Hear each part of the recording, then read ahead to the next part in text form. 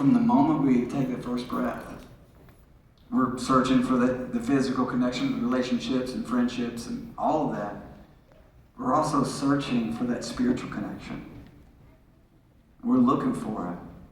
We know there's this greater thing. We're all just searching for it. Some of us search in the craziest of places.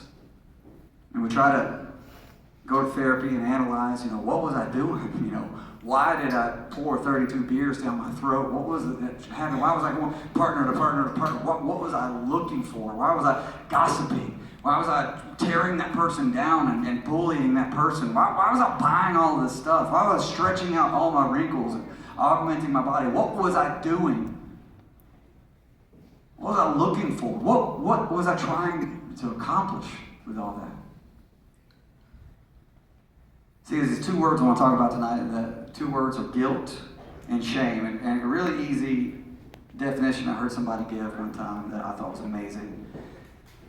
They said, guilt is, I made a mistake. If everybody here did something against me, most of you be willing to say, I'm sorry, I made a mistake. That's guilt. Guilt's good, actually. Every time I say it, Josiah was like, we should make shirts that say, guilt is good.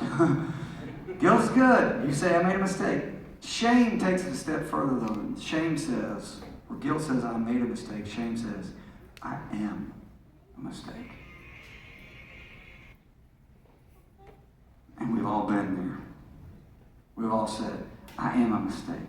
I am a failure. I don't measure up. This is too hard for me. I'll never be good enough. I'll never be smart enough. I'll never be fast enough. I'll never be pretty enough. I'll never have the talent. I'll never have this. I'll never do that. I don't measure up. And shame has a way of affecting you to the point to where you try to make yourself feel better about your shame. Try to medicate, really. And the medicine we use is all different things. And all the kinds of things that you ever see people, with addictions or whatever. Just the whole list of every sin that you can ever put, just like Galatians 5, like just every single sin anybody can think of, anger and jealousy and envy and gossip and murder and everything. It all comes back to literally medicating shame, trying to make ourselves feel better. We've all done it. If you ever judge somebody, you just fill in the blank of what you were trying to medicate, it's a different sin.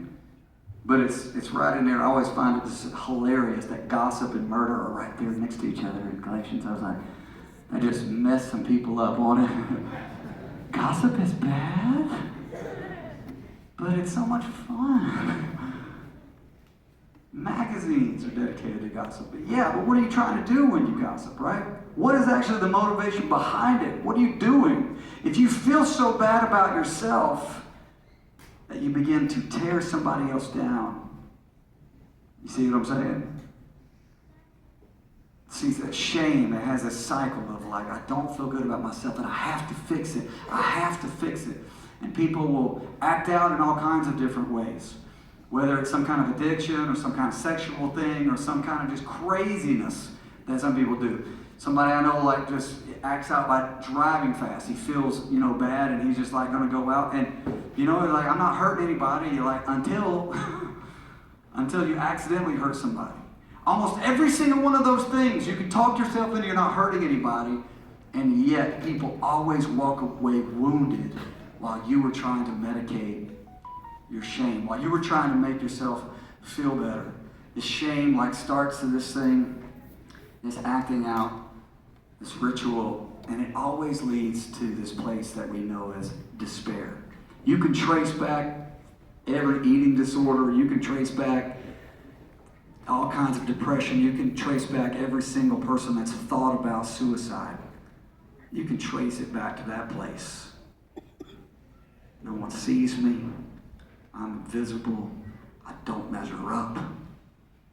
I'm alone. I'm lonely. It all goes back to that same place. I am a mistake. And what I found with shame is very interesting because I grew up bullied because I'm the size of a 7th grade girl. No offense to all you 7th grade girls here in the room tonight. You guys are great. And I'm sure you can kick a lot of people's butt. But I was bullied as a kid, and There's a lot of voices that were coming to me. I remember getting made fun of my freshman year of high school after a talent show. The quarterback of the football team in the hallway mocked me and made fun of me for everybody, in front of everybody. Scars me today. I mean, like, it rips me apart to think about someone mocking me. Just for singing a song, right? And so there are those voices that happen, but you know the loudest voice in shame? You know the voice that I've heard more than anybody else. There have been voices. I've heard them. I've heard those voices. They've called me names. They've said this. They said, you're not enough. You know, you'll never be enough. What do you think you're doing? You know, I've heard those voices from other people's mouth. I remember going to the altar. I grew up in a kind of church where you go to the altar and, you know, and ask for forgiveness, all right? You know, I don't know what kind of church you grew up in, but don't judge me, okay? But I grew up in one, and I went up, and I was, like, making things right, and this girl, I walked down in the parking lot, and she looked at me, and she said, it won't last.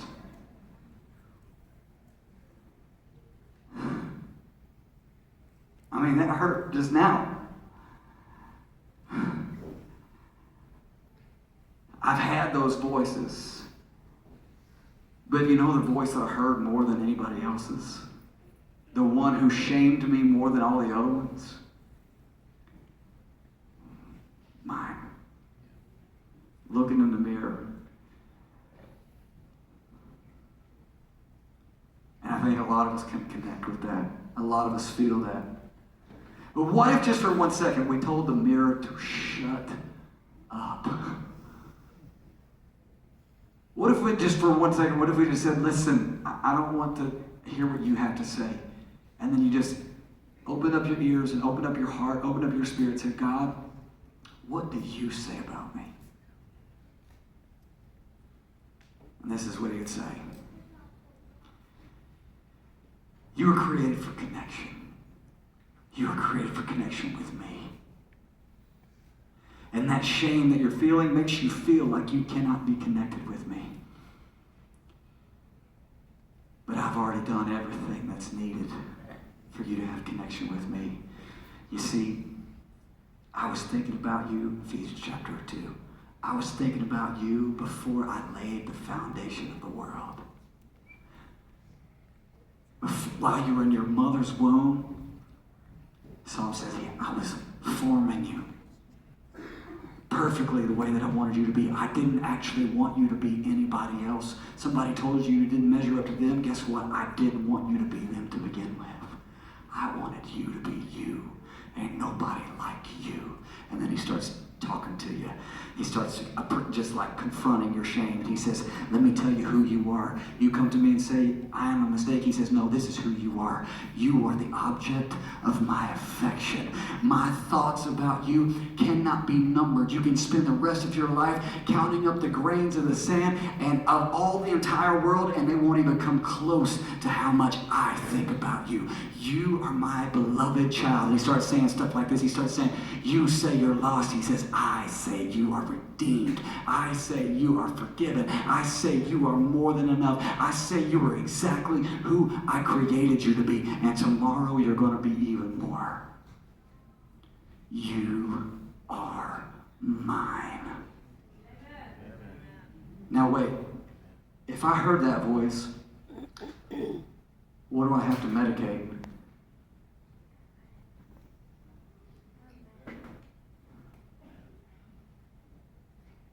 Think about it just a second. Because I know there's lots of struggles and addictions in this room. Trust me. Trust me. Trust me. I know. I don't stand up here perfect. I don't stand up here trying to put on a show and try to be something that I'm not. I have struggled as a man. I have struggled as a Christian. I have made mistakes. I've sinned big sins.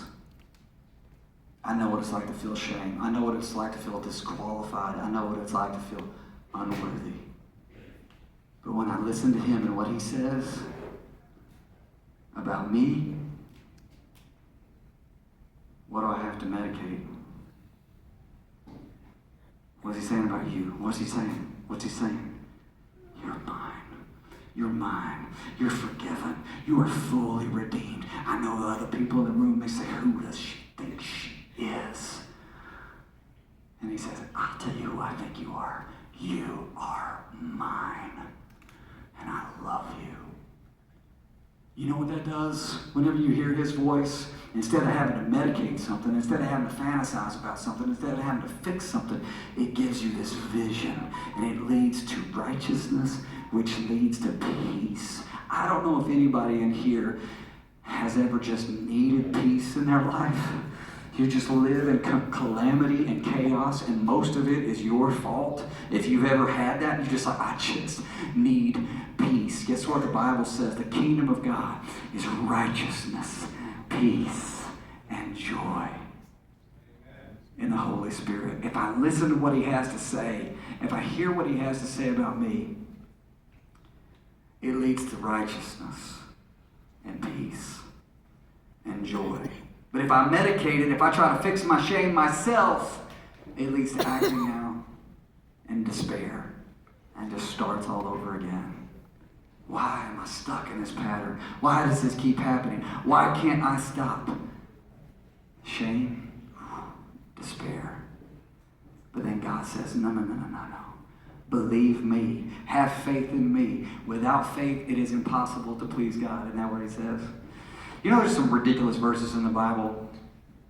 I know whatever any pastors in the room, they're like, get him. Get him. Get the cane. Just pull him off the stage right now. Turn the microphone off. Somebody. You know, there are some ridiculous verses in the Bible. One of them is, come boldly before the throne of God and find mercy and grace to help you in your time of need. Now, again, this is my human experience, which I just assume is like a lot of other people's human experience. I don't think that I'm all that weird and different than a lot of people. But whenever I sin and feel either guilt and shame, and then he says, come boldly, I don't understand that, because how many of us feel bold whenever we've sinned? He says, come boldly before the throne of God and find mercy. Well, who needs mercy?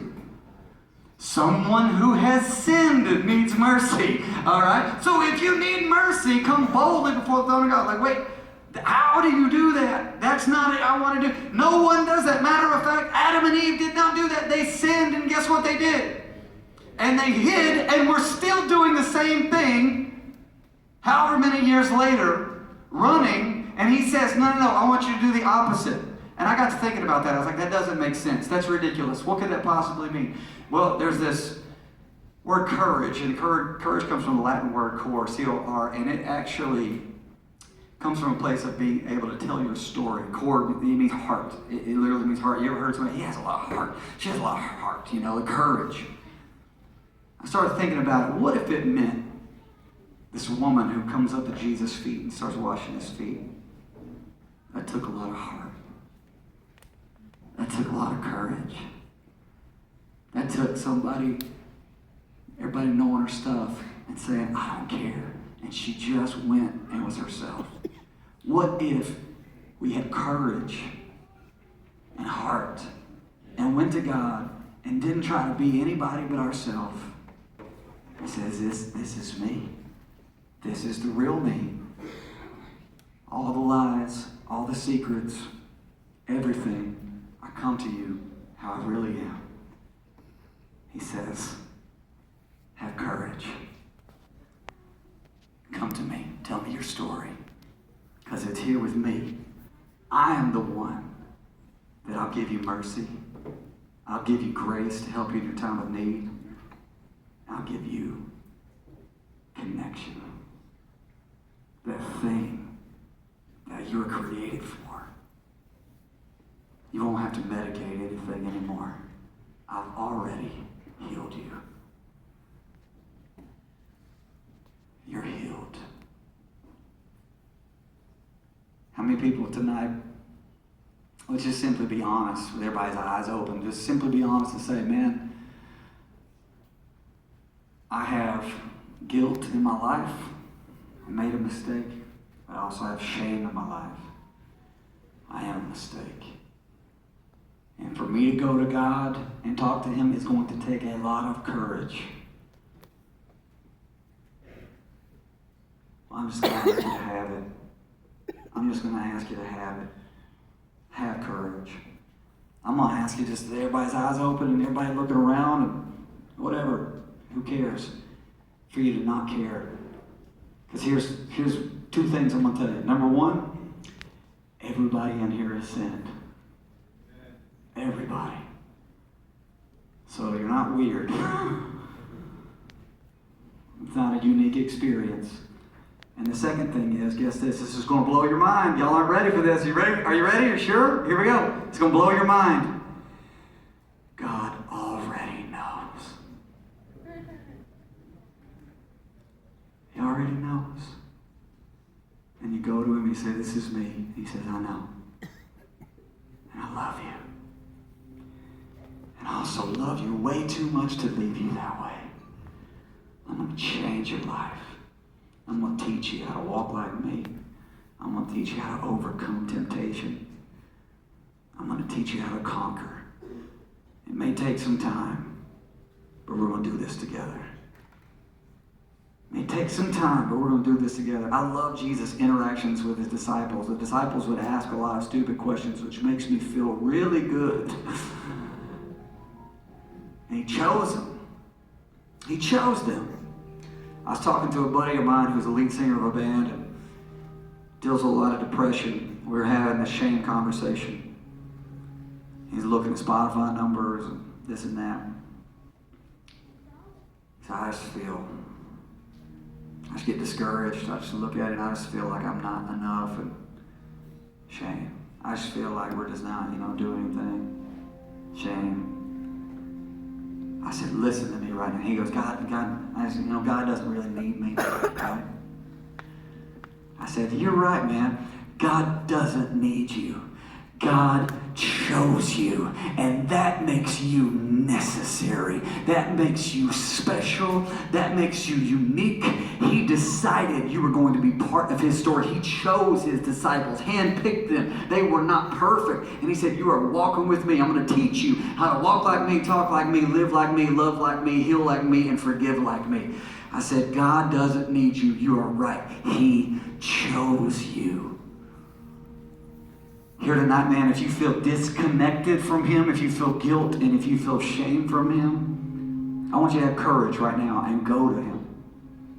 The thing that you need, the two things that you need in your life right now, he has got them in his hand, ready to give them to you. Number one, mercy. Boom. Gone. Done. Shame over. All right? It's out. It's done.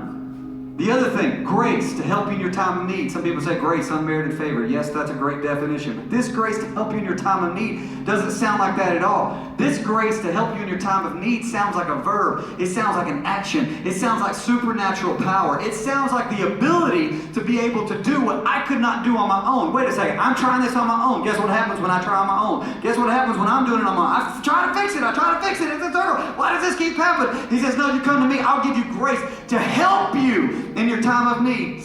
Ooh, right there, different circle. Different circle. This different circle. I love you. You're redeemed. You're forgiven. Ooh, there, righteousness, peace, joy. I'll take some of that tonight. How many people be honest right now? Not care what anybody thinks, not care what anybody sees. Just doesn't care at all and just has courage and says, I need to go to God and I need to find mercy.